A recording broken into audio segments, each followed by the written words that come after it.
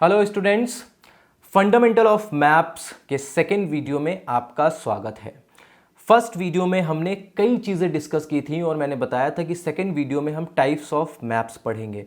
तो आज का वीडियो होने वाला है टाइप्स ऑफ मैप्स के बारे में कि मैप के कितने प्रकार होते हैं। ठीक है, लेकिन उससे पहले हम एक बार रिकैप कर लेते हैं कि भाई क्या क्या हमने फर्स्ट वीडियो में पढ़ा था। हमने मैप टर्म के बारे में पढ़ा था कि मैप जो टर्म है वो कहाँ से कॉइन हुआ, कैसे बना। ठीक, मैप को हिंदी में मानचित्र कहते हैं। मानचित्र का शाब्दिक अर्थ क्या है ये हमने डिस्कस किया था, और मैप की इंपॉर्टेंस क्या हो सकती है या क्या होती है इसके बारे में हमने लास्ट वीडियो में डिस्कस किया था। आज का टॉपिक टाइप्स ऑफ मैप। तो चलिए शुरू करते हैं।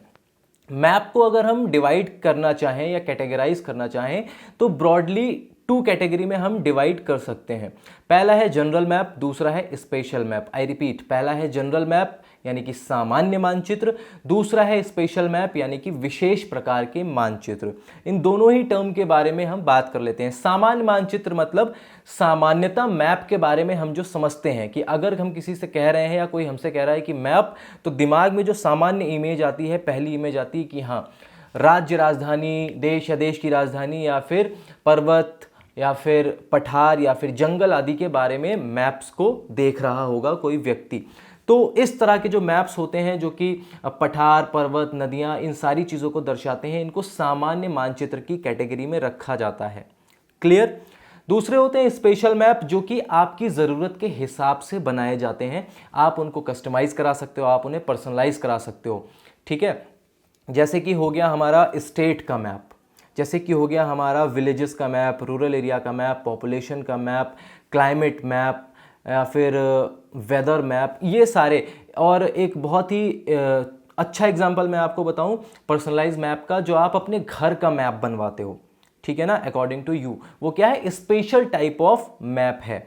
तो हम इन दोनों ही कैटेगरी को डिटेल में समझेंगे कि भाई सामान्य मानचित्र में क्या क्या हो सकता है, और स्पेशल मानचित्र जितने भी होते हैं उनके बारे में भी हम थोड़ा थोड़ा डिस्कस करते हुए चलेंगे।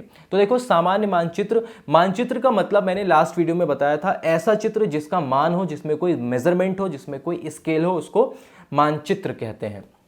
समझ में आ गया। अब देखो, यहां पर जो हमारा सामान्य मानचित्र है, इसको हम मापनी के आधार पर या मापक के आधार पर, इंग्लिश में बोलें तो on the basis of the scale, two categories में डिवाइड कर सकते हैं। लिख लो, टू कैटेगरीज में डिवाइड कर सकते हैं। पहला है स्मॉल स्केल मैप और दूसरा है लार्ज स्केल मैप। अगर आप पहली बार पढ़ रहे हो तो आपको सुनने में ऐसा लगेगा कि स्मॉल स्केल मैप मतलब छोटे एरिया का मैप, लार्ज स्केल मैप यानी कि बड़े एरिया का मैप, लेकिन इस गलत फहमी में आपको नहीं रहना है। ठीक है, चलो मैं बताता हूं स्मॉल स्केल मैप क्या होते हैं। किसी भी बहुत बड़ी जगह को, किसी भी बहुत बड़े एरिया को अगर आप एक छोटे से पेज के ऊपर दर्शाने की कोशिश करते हैं तो जो मानचित्र आप बनाते हैं उसको कहा जाता है स्मॉल स्केल मैप, यानी कि बड़ी सी जगह को छोटे से पेज में कवर करना, समेट लेना। ठीक है, समझ में आ गया। फॉर एग्जाम्पल, अगर आप वर्ल्ड को देखते हो तो दुनिया बहुत बड़ी है, लेकिन पूरा का पूरा दुनिया का मानचित्र, वर्ल्ड का मानचित्र एटलस के A4 साइज के पेपर में आ जाता है, तो ये क्या होगा, कौन सा मैप होगा, कमेंट करके बताओ। ठीक है। दूसरा, लार्ज स्केल मैप, किसी भी छोटी सी जगह को आप पेपर के ऊपर इस तरह से दर्शाते हो कि इसको डिटेल्ड वे में पढ़ा जा सके। फॉर एग्जाम्पल, किसी भी बहुत छोटे से गांव का मानचित्र हो गया, गांव के मानचित्र के लिए आप टोपोग्राफिकल मैप बनाते हो, तो उसके अंदर से आप बहुत छोटी छोटी चीज़ों को भी देख सकते हो कि कौन सी नाली, कौन सा पेड़ कहाँ पर है, कौन सा कुआं कहाँ पर है, किसका घर कहाँ पर है। ये क्या है, एक गांव है जो कि आपको वर्ल्ड के मैप में नहीं दिख सकता, पॉसिबल ही नहीं है। तो हमने गांव को अलग से उठाया और एक पेज पर ट्रांसफर किया, यानी कि गांव दुनिया की एक बहुत ही माइन्यूट सी यूनिट, जिसको उठा के हमने पेपर पर ट्रांसफर किया। ठीक है, थोड़ा सा बड़ा करके दर्शाया, तो ये हो गया हमारा लार्ज स्केल मैप। एक बार फिर से रिपीट कर देता हूं, कंफ्यूज नहीं होना है।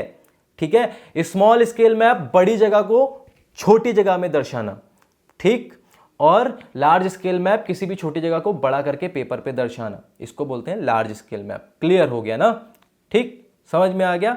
आगे बढ़ते हैं। तो ये जो दो कैटेगरी थी, ये हमारी सामान्य मानचित्र, विशेष मानचित्र की थी, लेकिन ये जो मापनी है, इसको आप स्पेशल मैप में भी यूज कर सकते हो। ठीक है। तो ऐसा नहीं है कि ये जो मापनीय स्केल है, लार्ज स्केल, स्मॉल स्केल, इसको आप सिर्फ जनरल टाइप ऑफ मैप्स में ही यूज़ कर सकते हो, स्पेशल टाइप ऑफ मैप्स में भी ये यूज़ की जा सकती हैं। क्लियर हो गया।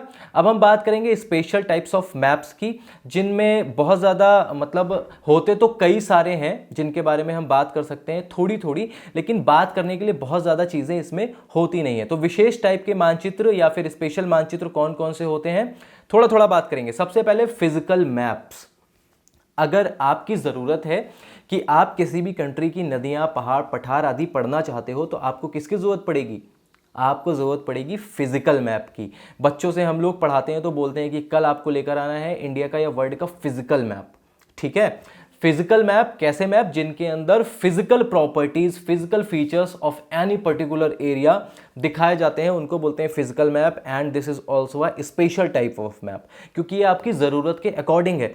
और आपको अगर ये नहीं पढ़ना है, आपकी ज़रूरत बदल गई है, जैसे कि आपकी ज़रूरत है कि आपको क्लाइमेट पढ़ना है, तो आप चेंज करो आपकी ज़रूरत के हिसाब से। Special map number 2 climatic map, या फिर मौसम का मैप भी कह सकते हैं, यानी कि मौसम का मानचित्र। आपको किसी भी जगह के टेम्परेचर या प्रेशर के बारे में पढ़ना है, उसका मैप। हमारा मौसम विभाग जो मानचित्र पब्लिश करता है, वो जो मैप होते हैं वो भी स्पेशल मैप्स की कैटेगरी में आते हैं, ठीक है। इनको बोलेंगे मीटियोलॉजिकल मैप्स, यानी कि वेदर मैप या क्लाइमेटिकल मैप, ठीक है।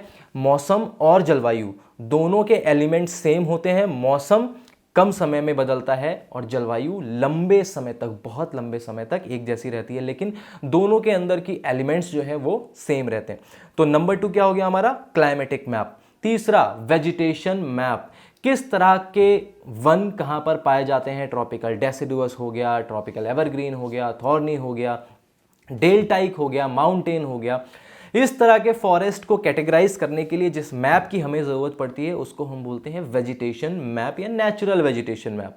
देखा, हमारी ज़रूरत बदल गई। हम सबसे पहले क्या पढ़ रहे थे? हम पढ़ रहे थे फिजिकल फीचर्स, तो हमने फिजिकल मैप लिया। फिर क्लाइमेट पढ़ रहे थे तो क्लाइमेटिकल मैप लिया। अब वेजिटेशन पढ़ना है तो हम वेजिटेशन का मैप ले रहे हैं। ये क्या है? ये सब स्पेशल कैटेगरीज के मैप हैं जो कि हमारी अकॉर्डिंग की मतलब अकॉर्डिंग टू आवर नीड्स ये मैन्युफैक्चर किए जा रहे हैं, प्रिंट किए जा रहे हैं, या हम अपनी ज़रूरतों के हिसाब से इन्हें कस्टमाइज या पर्सनलाइज करा सकते हैं, ठीक है। उसके बाद पॉलिटिकल मैप। पॉलिटिकल मैप यानी कि राजनीतिक मानचित्र। कौन सी देश की कितनी टेरिटरी है? आप देखते हो ना, अलग अलग कंट्री बनी होती हैं, इंडिया यहाँ से यहाँ तक, म्यांमार यहाँ से यहाँ तक, थाईलैंड, लाओस। तो ये सब क्या है? Political map. हम इंडिया के केस में बात करें तो इंडिया में सबसे पहले अगर आप मैप देखोगे इंडिया का पॉलिटिकल, तो कश्मीर से लेके नीचे तमिलनाडु तक और फिर गुजरात से लेकर अरुणाचल प्रदेश तक अलग अलग तरह के स्टेट्स हैं, अलग अलग स्टेट्स हैं जिनकी टेरिटरी मार्क की गई है, ठीक है, कि भाई ये स्टेट की बाउंड्री इतने ही बीच में है, इसके बाहर दूसरा स्टेट लग जाएगा। इसको हम बोलेंगे पॉलिटिकल मैप। और अगर हम और थोड़ा सा माइक्रो लेवल पे जाएं तो स्टेट के अंदर कितने डिस्ट्रिक्ट हैं उनके बारे में बात करें तो वो भी एक तरह की टेरिटरी तो दिखा रहा है कि ये वाला जो डिस्ट्रिक्ट है वो यहाँ से यहाँ तक है, लखनऊ यहाँ पर है, कानपुर यहाँ पर है, लखीमपुर यहाँ पर है। ये क्या है? पॉलिटिकल मैप है, ठीक है। तो ये भी स्पेशल टाइप का मैप है। उसके बाद पॉपुलेशन मैप, जनसंख्या के वितरण को दिखाने वाला मैप, यानी कि पॉपुलेशन डिस्ट्रीब्यूशन को दिखाने वाले मैप को हम पॉपुलेशन मैप कहते हैं। कैसे? कि किस स्टेट में कितनी जनसंख्या है। अगर हम बात करें डेंसली पॉपुलेटेड एरिया की तो दिल्ली, हम बात करें डेंसली पॉपुलेटेड एरिया जो नहीं है, जम्मू कश्मीर या अरुणाचल प्रदेश जहां पर कम डेंसिटी है।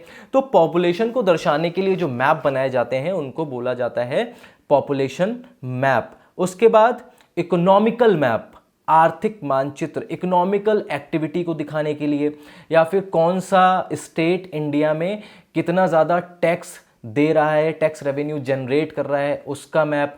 जहां पर लोगों की पर कैपिटा इनकम ज़्यादा है उनका मैप। अब इसकी भी कई कैटेगरीज हो सकती हैं क्योंकि इकोनॉमी के अंदर बहुत सारे और भी टॉपिक्स हैं, ठीक है। लेकिन इकोनॉमिक एक्टिविटी के लिए जो मैप्स बनाए जाते हैं उनको हम बोलते हैं इकोनॉमिक मैप्स, जिनके एग्जाम्पल्स मैंने आपको अभी कुछ दिए, ठीक है। ट्रांसपोर्ट का मैप। अब ट्रांसपोर्ट मैप में सड़क का मानचित्र हो सकता है कि भाई मैप में, हम इंडिया के मैप में देख रहे हैं कि ये वाली सड़क यहाँ से यहाँ तक जाती है, यहाँ से यहाँ तक जाती है, एक ये हो गया, ठीक है। हवाई अड्डे या हवाई यात्रा या हवाई मार्गों के लिए जो मैप बनाते हैं कि भाई दिल्ली से इस तरह के स्टेट्स में या यहाँ यहाँ तक के स्टेट में हमारी फ्लाइट्स जाती हैं, ठीक है, या फिर उस पर्टिकुलर स्टेट से कहाँ तक की फ्लाइट जाती हैं, डोमेस्टिक जाती हैं, इंटरनेशनल जाती हैं, इस रूट को भी अगर हम मैप करेंगे तो भी ये यातायात का आएगा। या फिर रेलवे ट्रैक्स के मैप के बारे में भी अगर हम मानचित्र बनाएंगे कि भाई कौन सी लाइन कहाँ तक जाती है, तो उसको भी हम किस कैटेगरी में रखेंगे, यातायात के मानचित्रों की कैटेगरी में रखेंगे। आगे बढ़े, भाषा का मैप जिसको हम बोलते हैं लैंग्वेज मैप या फिर लिंग्विस्टिक मैप। अब देखो, इंडिया एक कई तरह की संस्कृतियों का समूह है, ठीक है, जिसको हम भारतीय संस्कृति कहते हैं। यहाँ पर मलयालम, तेलुगु, तमिल, कन्नड़ा, बंगाली, गुजराती, पंजाबी, हिंदी और हिंदी की कई सारी बोलियां, कई सारे डायलेक्ट्स हैं। अगर हम इनका मानचित्रीकरण करना चाहें, इनका मैप बनाना चाहें, तो इस मैप को हम क्या कहेंगे, लिंग्विस्टिक मैप कहेंगे कि भाई इस एरिया में बंगाली बोलते हैं, गुजरात का एरिया है तो गुजराती बोलते हैं, पंजाब का एरिया है तो पंजाबी बोलते हैं, हरियाणवी बोलते हैं, हिंदी बोलते हैं, हिंदी में भी भोजपुरी बोलते हैं, अवधी बोलते हैं, क्या क्या बोलते हैं, ठीक है। तो अगर हम इसको मानचित्र में उतारना चाहें तो ये होगा हमारा लिंग्विस्टिक मैप।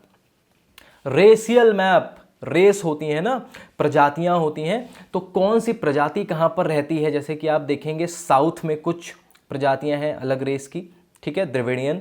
ऊपर कश्मीर में कुछ अलग रेस है, नॉर्थ ईस्ट में कुछ अलग रेस है, हमारा जो मिडिल इंडिया है वहाँ पे कुछ अलग रेस है। तो अलग अलग रेसों का निवास कहाँ कहाँ पर है, उसको डिनोट करेंगे।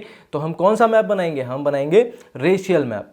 हिस्टोरिकल मैप बनाना है अगर, तो हिस्टोरिकल मैप भाई इतिहास में मुगल कहाँ कहाँ तक थे, मराठास कहाँ कहाँ तक थे, ठीक है, चोलास कहाँ कहाँ तक थे, गुप्ता कहाँ पर थे, मौर्य कहाँ पर थे, ये सारा क्या है, हिस्टोरिकल डेटा है। अब आपने इतिहास में देखा होगा, देखो इतिहास में भी मानचित्रों का प्रयोग किया जाता है। तो ऐतिहासिक मैप जो बनाए जाते हैं वो ऐसे ही बनाए जाते हैं कि भाई चंद्रगुप्त मौर्य की टेरिटरी यहाँ से यहाँ तक थी। अब टेरिटरी दिखाने के लिए हमें क्या बनाना है, हमें बनाना है मैप, ठीक है। तो ये हो गए हमारे हिस्टोरिकल मैप। उसके बाद डिस्ट्रीब्यूशन मैप, किसी भी चीज का डिस्ट्रीब्यूशन, कहीं पर कुएं ज्यादा हैं तो किस स्टेट में कुएं ज्यादा हैं, अलग अलग डिस्ट्रीब्यूशन दिखा रहे हैं कि यहां पर 100 कुएं हैं, यहां पर 200, यहां पर 300। पॉपुलेशन दिखानी है, यहां पर इतनी पॉपुलेशन पढ़ी लिखी है, यहां पर इतनी, यहां पर कम, यहां पर ज्यादा, किसी भी तरह का डिस्ट्रीब्यूशन। यहां के लोगों के पास बहुत ज्यादा खाने को खाना है, यहां पर बहुत कम खाने को खाना है, ठीक है। किसी भी तरह का डिस्ट्रीब्यूशन, वो XYZ कुछ भी हो सकता है, अकॉर्डिंग टू योर नीड, अगर आपको दिखाना है तो इस तरह के मैप को डिस्ट्रीब्यूशन मैप की कैटेगरी में रखते हैं। फिर एक आया हमारा टोपोग्राफिकल मैप, जिसको हिंदी में कहते हैं स्थानाकृतिक मैप। टोपोग्राफिकल मैप, जैसा मैंने आपको बताया, छोटी छोटी माइन्यूट चीज़ों को भी इस पे डिनोट किया जाता है, जिसके बारे में हम पार्ट 3 लेकर आएंगे। ये एक ब्रॉड टॉपिक है टोपोग्राफिकल मैप पढ़ने के लिए, स्कूल के और कॉलेज के बच्चों के लिए जो कि MA MSc BA BSc या फिर कॉम्पिटिशन कर रहे हैं ज्योग्राफी के अंदर। तो टोपोग्राफिकल मैप के लिए पार्ट 3 आएगा, तो आप बस जान लो कि ये भी एक स्पेशल टाइप का मैप है। और फिर उसके बाद आते हैं नेविगेशन मैप, जो कि मैंने प्रीवियस वीडियो में आपसे डिस्कस किया था, जो सेलर्स और मर्चेंट्स यूज करते हैं इंपोर्ट एक्सपोर्ट के काम के लिए, जहाज को चलाने के लिए, ठीक है। नेविगेशनल मैप यानी कि जो भी हमारे सामुद्रिक यात्री होते हैं वो उसका यूज करते हैं। तो ये कुछ 15-16 कैटेगरीज थी स्पेशल मैप की, लेकिन यहां पर ये लिस्ट एंड नहीं होती है। स्पेशल कैटेगरी के मैप या स्पेशल मैप्स क्योंकि आपकी ज़रूरतों के हिसाब से चेंज हो सकते हैं, तो इनकी कैटेगरीज अनंत है। आप इच्छा जताइए और उसका मैप बन के तैयार। तो ये तो सिर्फ कुछ एग्जाम्पल थे जो आपके आंसर लिखने में काम आएंगे कि स्पेशल मैप इस तरह के होते हैं, ठीक है। तो आज का वीडियो बस यहीं पर इतना ही। मैं आपसे मिलूंगा नेक्स्ट वीडियो में, जहां पर मैं बात करूंगा टोपोग्राफी या टोपो शीट के बारे में, और उसमें कैलकुलेट वगैरह करना भी सीखेंगे, क्योंकि स्कूल के बच्चों और कॉलेज के बच्चों के लिए टोपोग्राफिकल मैप का कैलकुलेशन या उसको पढ़ना भी सीखना आना चाहिए। तो वो सारी चीज़ें हम डिस्कस करेंगे पार्ट 3 में। आज के लिए बस इतना ही। मैं मिलूंगा आपसे नेक्स्ट वीडियो में। और हाँ, इस चैनल को सब्सक्राइब जरूर करिएगा, वीडियो को लाइक भी करो, डिसलाइक भी करो, कोई ज़बरदस्ती नहीं है कि लाइक ही करना है, जैसा आपको अच्छा लगे वैसा करो। कमेंट करो और शेयर करो अगर आपको अच्छा लग रहा है, ताकि और ज़्यादा से ज़्यादा लोग पढ़ सकें। तो आज के वीडियो में इतना ही। Thank you so much.